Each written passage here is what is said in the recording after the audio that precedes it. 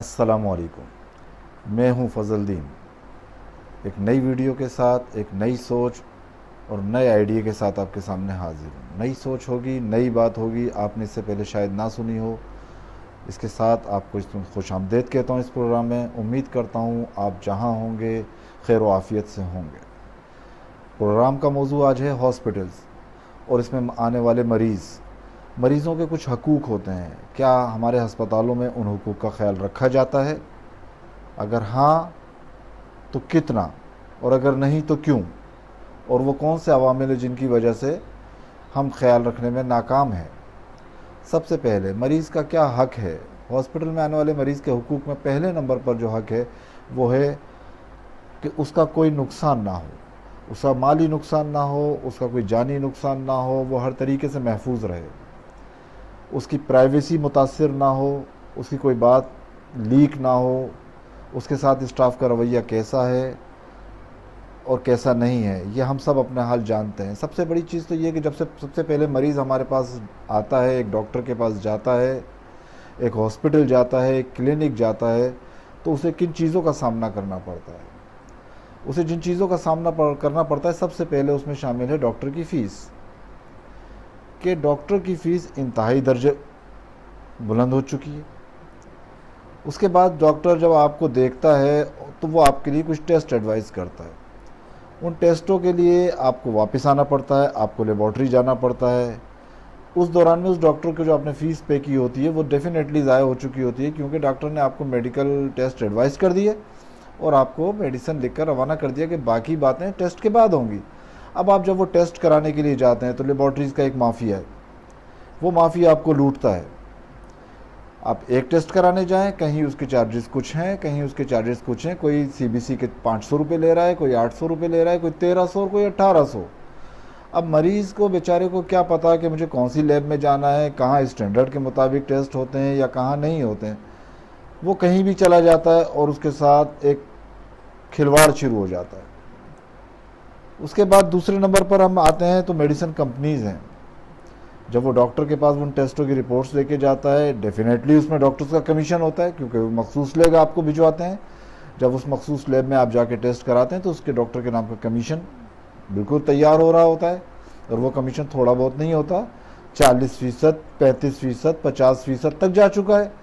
तो उसमें से 50% तो डॉक्टर ही को मिल गया, बाकी जो 50% बचा, तो आप क्या समझते हैं उसके अंदर बहुत अच्छा आपको टेस्ट करके देगा, बहुत स्टैंडर्ड उसका रिजल्ट होगा? जी नहीं, वो कंप्रोमाइजिंग टेस्ट करते हैं, क्योंकि उन्हें अपने अखराजात पूरे करने हैं, अपने यूटिलिटी बिल्स निकालने हैं, अपने स्टाफ की सैलरीज पे करनी है। तो वो कैसे आपको एक स्टैंडर्ड टेस्ट दे सकता है? तो सबसे पहले तो मरीज़ के साथ यहाँ पर उसके हकूक़ तलफी शुरू हो गई, मतलब उसका नुकसान शुरू हो गया। जो उसका पहला हक है कि मरीज़ को नुकसान नहीं होना चाहिए था, यहाँ मरीज़ को नुकसान शुरू हुआ, उसकी जेब का नुकसान शुरू हुआ सबसे पहले। उसके बाद वो जाता है डॉक्टर के पास, डॉक्टर उसको मेडिसिन लिखता है। अब जी वो आता है जब मार्केट में मेडिकल स्टोर्स पर, तो एक अजीब आलम है मेडिकल स्टोर्स का। आप देख के हैरान हो जाएंगे कि जो मेडिसिन अब से 2 साल पहले तक 10 रुपये की दस्तयाब होती थी, अब वो 10 रुपये की नहीं मिलेगी आपको, अब वो आपको 25 और 28 रुपये की मिल रही है। और सैलरीज का रेशो वही है, तो गरीब आदमी का फिर माली नुकसान हुआ और वो फिर बेचारे ने सफ़र किया।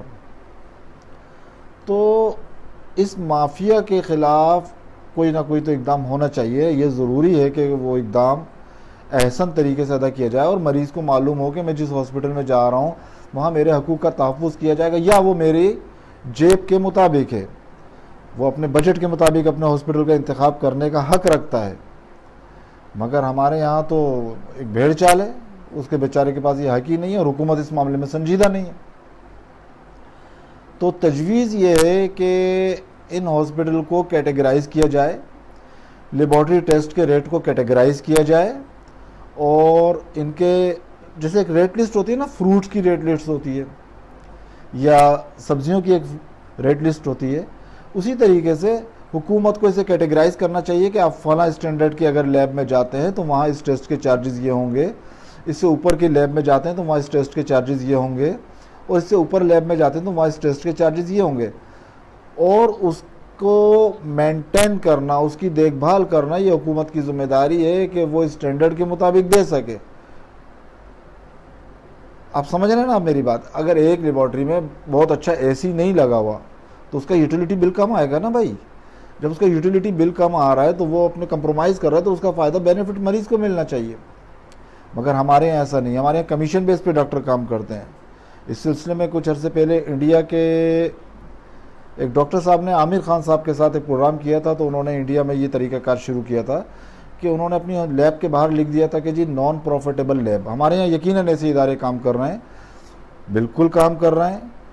सैलानी वेलफेयर ट्रस्ट काम करता है, जेडीसी काम करता है, और दूसरे इस किस्म के इदारे काम कर रहे हैं जो कि लोगों को सहूलियात फराहम करने की कोशिश कर रहे हैं। अपनी बिसात के मुताबिक वो बहुत अच्छा काम कर रहे हैं। लेकिन हुकूमत इसमें क्या किरदार अदा कर रही है? हुकूमत को अपना किरदार अदा करना चाहिए और उसको कैटेगराइज करे, इन रेट, इसकी रेट लिस्ट मुकर्रर की जाए कि मिसाल के तौर पर एक हॉस्पिटल को रेड कलर आप अलाट कर दें कि ठीक है जी, उसमें एक रेड कलर की एक पट्टी लगाना लाजमी है ताकि मरीज़ को पता चल जाए जी ठीक है, इसके अंदर इस टेस्ट के चार्जेस ये होंगे, इसमें डॉक्टर की फ़ीस इतनी होगी, इससे आगे नहीं बढ़ सकेगी। वो अपने बजट के मुताबिक मुंतखब करे। दूसरे हॉस्पिटल को आप ब्लू एक कलर अगर कोड उसको अलाट कर देते हैं तो हमें पता है कि जी हम इसको अफोर्ड कर सकते हैं या नहीं कर सकते। तो हमें इस सिलसिले में काम करना चाहिए कि मरीज़ को आसानी मिल सके, वो एहसन तरीके से अपना इलाज करवा सके, वो बेचारा दर बदर की ठोकरें ना खाता फिरे। वो डॉक्टर की फ़ीस उसे मालूम हो कि मैं जिस हॉस्पिटल में जा रहा हूँ इसमें डॉक्टर की फ़ीस 1500 रुपये नहीं है, इसमें डॉक्टर की फ़ीस 700 रुपये है। तो उसे मालूम है कि डॉक्टर की फ़ीस 700 रुपये, इसी हिसाब से ऑपरेशन के चार्जेस भी नीचे होंगे, इसी तरीके से लैब टेस्ट के चार्जेस नीचे, इस तरीके से ब्लड बैंक के चार्जेस कुछ कम होंगे। तो हमें इन चीज़ों पर तवज्जो करनी चाहिए। दूसरी चीज़ क्या, आपको एक आसान सी बात है कि पेशेंट ऑपरेशन के लिए गया और खून की ज़रूरत है क्योंकि उसको खून की कमी है, तो अब डॉक्टर कहता है कि आपको खून की कमी है, आपको ब्लड अरेंज करना पड़ेगा। अब पेशेंट ने ब्लड अरेंज कराया, किस्मत से उसको वो ब्लड नहीं लगा, लेकिन वो उसके टेस्टों के चार्जेस अदा कर चुका है, ब्लड उसके पास आ चुका है, लेकिन ब्लड उसके लिए अब यूजलेस है। तो वो जब वो ब्लड बैंक को वापस करने जाएगा तो एटलीस्ट 70% उसको वापस करना चाहिए ब्लड बैंक को, 30% अपनी सर्विस चार्जेस रखने के बाद, कि मरीज़ का भला हो सके। क्योंकि अगला पेशेंट जब उस ब्लड बैंक में आएगा तो वो उससे फिर 100% चार्ज करेगा। तो बिल्कुल इस तरीके से बचत की जा सकती है। हुकूमत इस सिलसिले में संजीदा इकदाम करे, उसे करना चाहिए। गरीबों के लिए सिर्फ आवाज़ उठाने से कि जी हम सियासतदान हैं और हम ये कर देंगे और हम वो कर देंगे, इससे काम नहीं चलेगा। आपको संजीदगी से इस मसले को हल करना चाहिए, और अगर हुकूमत ऐसा करती है तो यकीनन इससे गरीबों का फ़ायदा होगा, और यकीनन गरीब लोगों की दुआएं आपको लगेंगी।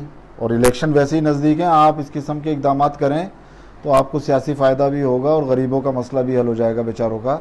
इसके अलावा मरीज़ों से भी मैं ये कहूँगा कि आपके साथ अगर कहीं कुछ ज़्यादती होती है किसी जगह पर भी, तो हॉस्पिटल में जगह जगह कंप्लेंट बॉक्स रखे हुए हैं, आप उसमें कंप्लेंट डालें, और यकीनन जो आप ऊपर ज़िम्मेदारान बैठे हुए हैं हॉस्पिटल्स के, वो उसके ख़िलाफ़ एक्शन करते हैं, आपकी बात सुनी जाती है और उसके मसले को जो आप पेश करते हैं उसे हल करने की कोशिश की जाती है।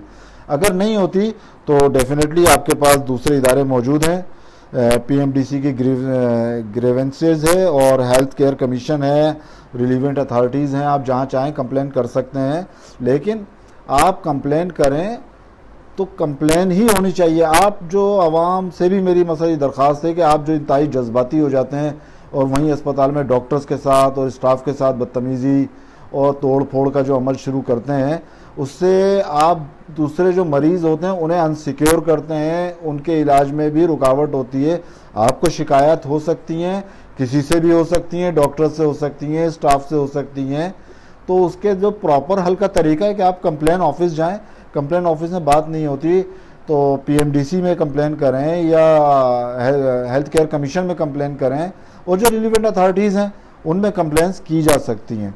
आप वहाँ कंप्लेन करें, यकीनन इदारे काम करेंगे, आपकी फलाह के लिए काम करेंगे, आपकी भलाई के लिए काम करेंगे। तो आपसे भी, आवाम से मेरी दरख्वास्त है कि इस सिलसिले में जो है मतलब जज्बाती ना हो जाया करें एकदम कि बहुत ज़्यादा तोड़ फोड़ शुरू कर दी, इससे आपका ही नुकसान होता है और आप ही के ख़िलाफ़ कानून हरकत में आता है कि क्योंकि तोड़ फोड़ आपने की होती है। डॉक्टर्स बता देंगे उनके पास क्या रीज़न था, उन्होंने क्या दवा दी थी, क्या दवा नहीं दी थी, हर चीज़ लिखाई में मौजूद होती है। लेकिन आपका ये जज्बाती इकदाम आपको मज़ीद परेशानी का शिकार कर देता है। तो मेरी ये तजवीज़ थी आपके लिए भी और अरबाब इख्तियार के लिए भी कि भाई गरीबों के लिए कुछ इस तरीके से किया जाए कि वो आसानी के साथ अपना इलाज करा सकें। ये मेरी आवाज़ है, नई सोच, नई बात है, और ये बात खुद ब खुद आवाम की जो बात मैं पहुंचाने की कोशिश कर रहा हूँ अरबाब इख्तियार तक नहीं पहुंचेगी। अगर आप मेरी इस बात को आगे बढ़ाएंगे तो डेफिनेटली ये बात आगे जाएगी, और हम कोशिश करेंगे कि बात आगे तक पहुंच सके, मगर इसमें आपको भरपूर साथ देना होगा। इसको ज़्यादा से ज़्यादा शेयर करें, सब्सक्राइब करें इस चैनल को, और इस बात को आगे बढ़ाएं और अपने घर वालों की सेफ्टी के लिए काम करें। इंशाअल्लाह फिर मुलाकात होगी। अपने और अपने इर्द गिर्द के तमाम लोगों का बहुत ख्याल रखिए। अल्लाह हाफिज़।